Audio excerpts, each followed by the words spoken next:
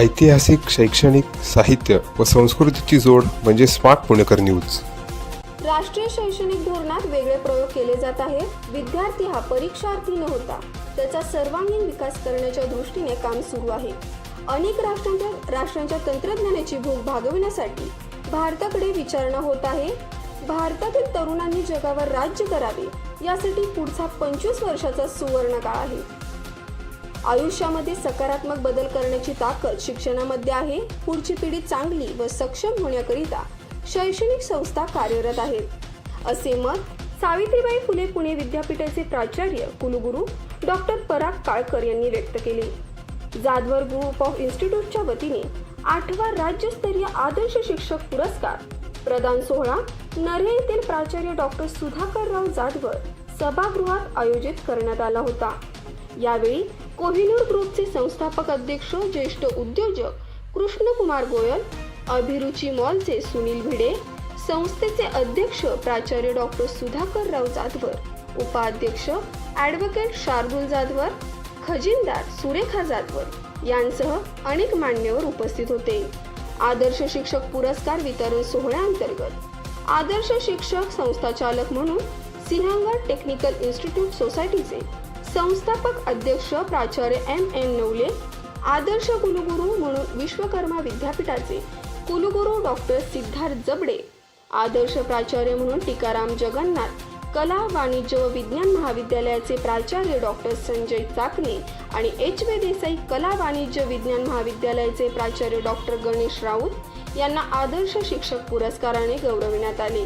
पुणेरी पगडी, सन्मानपत्र, सन्मान चिन्ह असे पुरस्काराचे स्वरूप होते.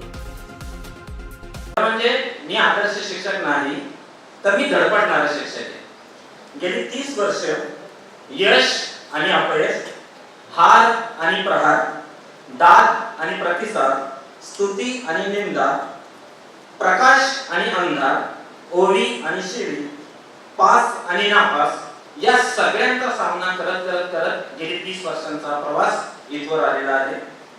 खरं म्हणजे माझ्या आयुष्यामध्ये मी शिक्षक व्हायचा निर्णय 5वीला घेतला. त्याचं सगळ्यात महत्त्वाचं कारण असं होतं, माझ्या आयुष्यात जे शिक्षक आले ते माझ्या आयुष्यात आलेले शिक्षक झाडाच्या सावलीच्या रूपाने आले.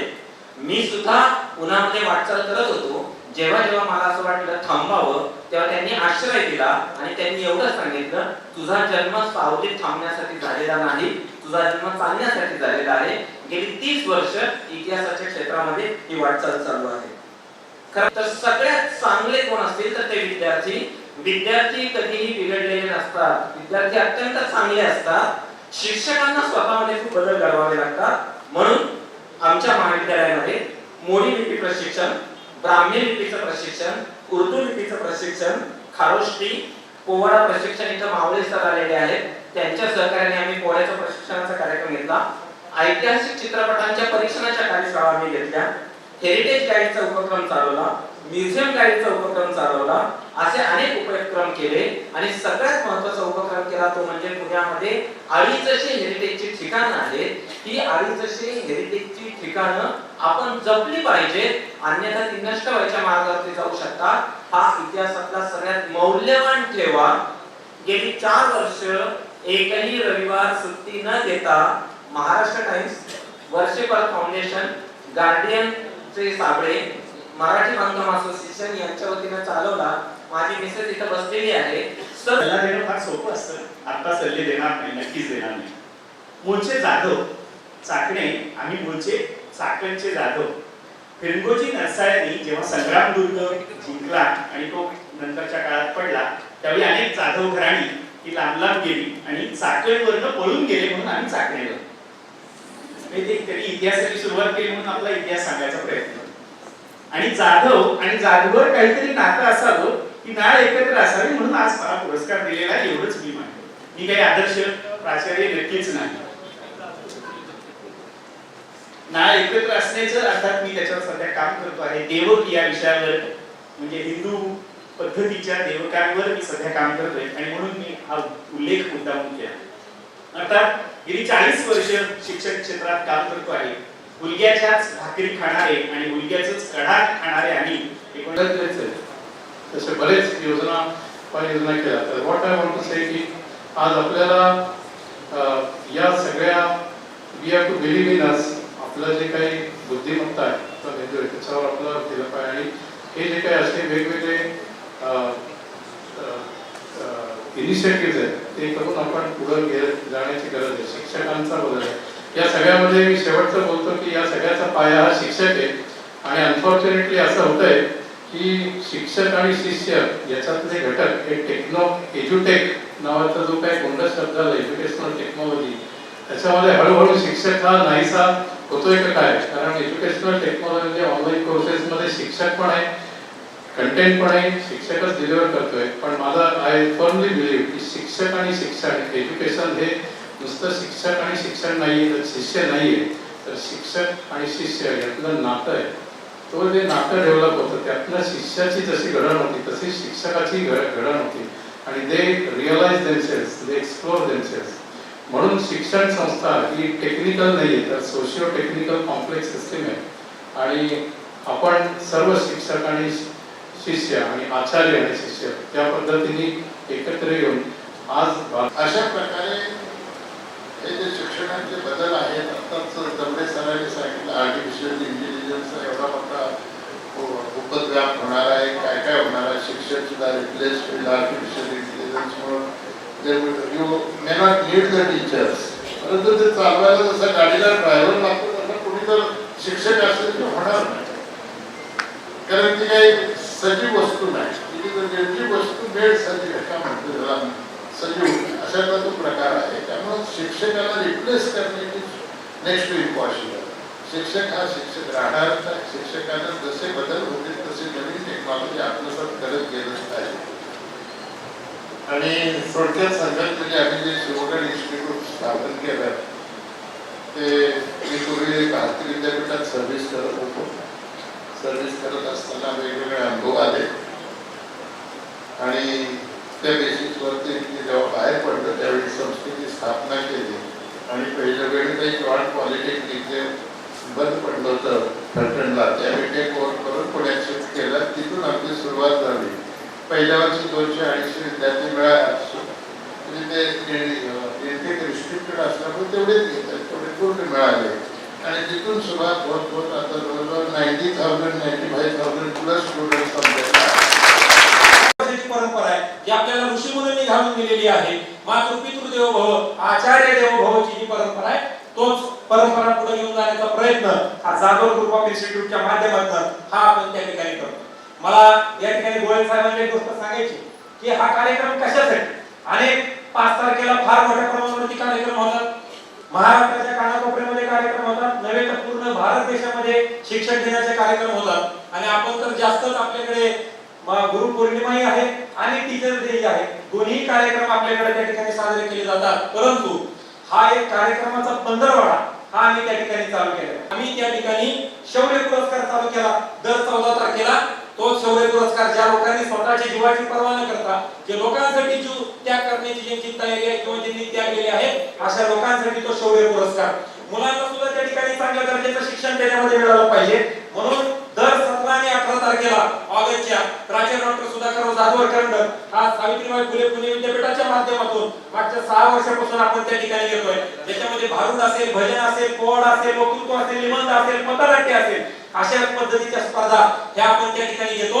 ज्याच्यामध्ये पहिलीपासून ते पीएचडी लेवल पर्यंतचे सगळे विद्यार्थी त्या ठिकाणी सामील होतात आणि मला सांगताना सर आनंद वाटतो की या वर्षी या कार्यक्रमामध्ये या आता पहिलीपासून ते पीएचडी पर्यंत जवळपास या सगळ्या वेगवेगळ्या गोष्टींमध्ये 26,000 विद्यार्थ्यांचा सहभाग अत्यंत मोठ्या प्रमाणावरती त्या ठिकाणी. गुरु विष्णू गुरुदेव महेश्वरा गुरु साक्षात परब्रह्म तस्मै श्री गुरुवे नमः. सर्वप्रथम शिक्षक दिनाच्या सर्व शिक्षकांना शुभेच्छा देतो. जे जे आपण असे घावे ते जराशी सांगावे, शहाणे करून सोडावे सकळ जन असं समर्थ रामदासांनी सांगितलेलं आहे.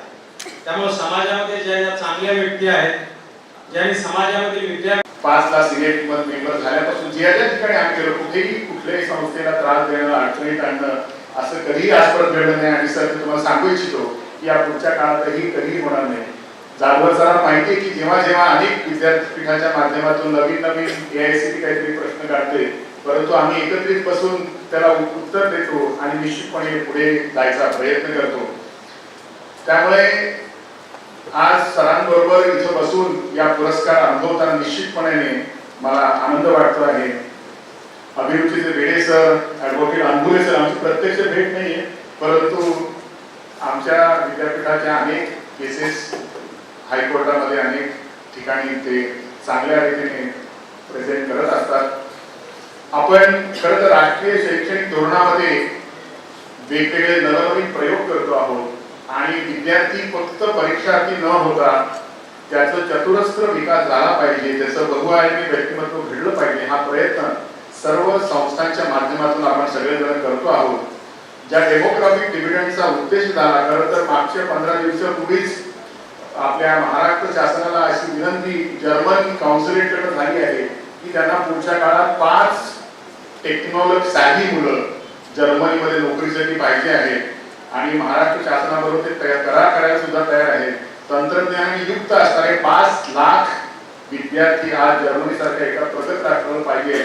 माझ्याकडे अनेक राष्ट्रांच्या ज्ञानाची, अनेक राष्ट्रांच्या तंत्रज्ञानाची भूक भागवण्यासाठी भारताकडे आज विचारणा होत आहे. त्यामुळे हे राष्ट्रीय शैक्षणिक धोरण जेव्हा राबवत असतो आपण, तेव्हा आपल्याला लाईफलाईन लॉंग एज्युकेशनचा सुद्धा विचार केला पाहिजे. आणि जसं वर्गातलं शिक्षण महत्वाचं आहे, इंटरॅक्शन महत्वाचे आहे, बहुआयामी व्यक्तिमत्व तयार करणं महत्वाचं आहे, तसंच आपल्या जगाला, आपल्या या तरुणांनी आपल्या जगावर चांगलं राज्य करावं, ज्याला आपण म्हणतो की जो अमृतकाल आपला आहे, पुढच्या 25 वर्षामध्ये जे आपले तरुण आहेत ते या सगळ्या प्रगतीसाठी तयार होतील आणि जगातल्या अनेक नामवंत कंपन्यांमध्ये आपलं कार्य निश्चितपणे देतील. जाधवर ग्रुप ऑफ इन्स्टिट्यूट आमचा चांगला परिचय आहे. आम्ही सातत्याने सिनेटमध्ये, अकॅडमिक काउन्सिलमध्ये अनेक वर्ष सोबत एकच सातत्याने काम करतो आहोत. परंतु बऱ्याच काळानंतर सरांच्या इन्स्टिट्यूटला भेट देण्याचा योग आला आणि त्यांची असलेली धडपड सगळ्या त्यांच्या संस्थेचा नाही, पण महाराष्ट्रातल्या अनेक संस्थांना सोबत एकत्रित घेऊन त्यांचे प्रश्न सुद्धा विद्यापीठाच्या माध्यमातून, शासनाच्या माध्यमातून सोडवायचा सातत्याने ते प्रयत्न करत असतात. आणि निश्चितपणे आपल्या राष्ट्रीय स्तरावर असेल किंवा राज्य स्तरावर असेल, या संस्थांच्या अडीअडचणींचं प्रतिनिधित्व जाधवर सर सातत्याने करत असतात. म्हणजे 2 कॉलेजचे जरी अडचणी असतील तरी सर स्वतः सावित्रीबाई फुले पुणे विद्यापीठामध्ये येतात, वेळ घेतात आणि संवादाने प्रश्न सोडवायचा प्रयत्न करतात. तर निश्चितपणे हे राष्ट्रीय शैक्षणिक धोरण राबवताना आपण बहुआयामी विद्यार्थी जे तयार करणार आहोत, या बहुआयामी व्यक्तिमत्व तयार करण्यासाठी आपल्या या सगळ्यांच्या कार्याचा उपयोग होईल.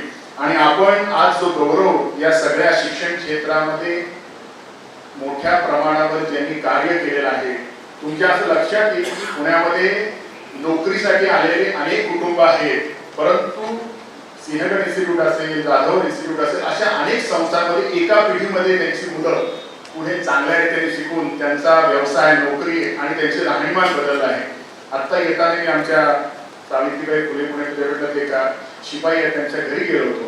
ते गावाकडनं आले होते, राहायला काही नव्हतं, कुठेतरी नोकरी लागली, पण आज त्यांचा मुलगा सुद्धा इंजिनियर होऊन पुढे चांगल्या तऱ्हेने नोकरी लागली. त्यामुळे एका पिढीमध्ये विद्यार्थ्यांचं आणि लोकांचं आयुष्य बदलण्याची ताकद जी शिक्षणामध्ये आहे. आज भरपूर आहे. आज 2 कोटी स्क्वेअर फुटाची कामं पुणे जिल्ह्यात चालू, PMC, PCMC आणि PMRD मध्ये. पण हे सर्व एका दिवसात होत नाही. तुम्हाला आश्चर्य वाटेल, मी शाळेत असताना खाकी चड्डी, पांढरा शर्ट, चड्डीला 2 ढिगळं असायची त्यावेळेला. आज कोणी ढिगळं चड्डी वापरत नाही, पण आमच्याकडे नव्हती ना. आम्ही 4 भाऊ 5 बहिणी, 9 जणांचं कुटुंब, वडील कमवणारे, किराणामालाचं दुकान, काय करणार. पण ते दिवस काढलेले. गरिबीत सुद्धा गरिबीची लाज कधी वाटू द्यायची नाही. असतो तरी आज तर कोणाची त्या परिस्थिती लायकी नाही, कारण आज सगळ्यांना 1 किंवा 2 मुलं आहेत, त्यामुळे सगळ्यांना व्यवस्थित सगळ्या आई वडील सर्व लाड तुमचे करतात. पण जेव्हा आई वडील लाड करतात त्या लाडासाठी त्याचं गैरफायदा आपण होता कामा नये. ते लाड का करतात तर माझा मुलगा, माझी मुलगी ही चांगलं शिक्षण घ्यावी, चांगलं नागरिक बनावी, चांगलं काहीतरी त्याने स्वकर्तृत्व करून दाखवावं असं करत या विचारात ते करत असतात. आणि मी तुम्हाला हेच सांगेन की हे छोटे छोटे सगळ्यांना रोजगार मिळतील असं काही नाहीये. पण तुम्ही नेहमी स्वप्न, मी नेहमी कुठेतरी वाचले वाक्य आहे, मोठी स्वप्न पहा. ते स्वप्न, ते वाक्य मी माझ्या हृदयात साठवून ठेवलं आणि मी नेहमी मोठी स्वप्न पाहिजे आणि मोठी स्वप्न पाहून त्या स्वप्नांचा पाठलाग करा आणि त्या स्वप्नाच्या मागे जर तुम्ही लागला तर देव तुमच्या बरोबर असतो हे मला वाटतं. माझ्या स्वतःच्या अनुभवावरून सांगतो मित्र. 2-3 गोष्टी मी तुम्हाला सांगतो. या वेळेला ज्या वेळेला मी शाळेत शिकत होतो ते एका शाळेमध्ये कार्यक्रमामध्ये सांगण्यात आलं की बाबा आजच्या समारंभाचे अध्यक्ष हे आपल्या संस्थेचे माजी विद्यार्थी आहेत. मी 7वीत असताना मला जेव्हा हे कळालं तर मला वाटलं अरे हे जर या संस्थेचे अध्यक्ष होऊ शकतात माजी विद्यार्थी असून मी का होऊ शकत नाही. हे मी 1967 साली ऐकलेलं वाक्य होतं आणि गेली आता 8-10 वर्ष झाले मी ज्या संस्थेचा माजी विद्यार्थी होतो त्याच संस्थेचा अध्यक्ष त्यालाच ए ग्रेड आता परवा मिळाला. चांगला मुद्दा हा स्वप्न आपण पाहिलं पण त्यासाठी परिवार प्रयत्नही केले. पॉलिटिक्स केलं नाही, घाणेरड्या वृत्ती केल्या नाही, मेरिटवर आपण अध्यक्ष झालो आणि त्या ज्या शाळेत आपण शिकलो ज्या संस्थेमध्ये आपण शिकलो त्या संस्थेचं मुलांचं भलं व्हायला पाहिजे, तिथल्या शिक्षकांना चांगली वागणूक मिळाली पाहिजे आणि उच्च शिक्षण द्यायला पाहिजे हे ध्येय ठेवून आपण काम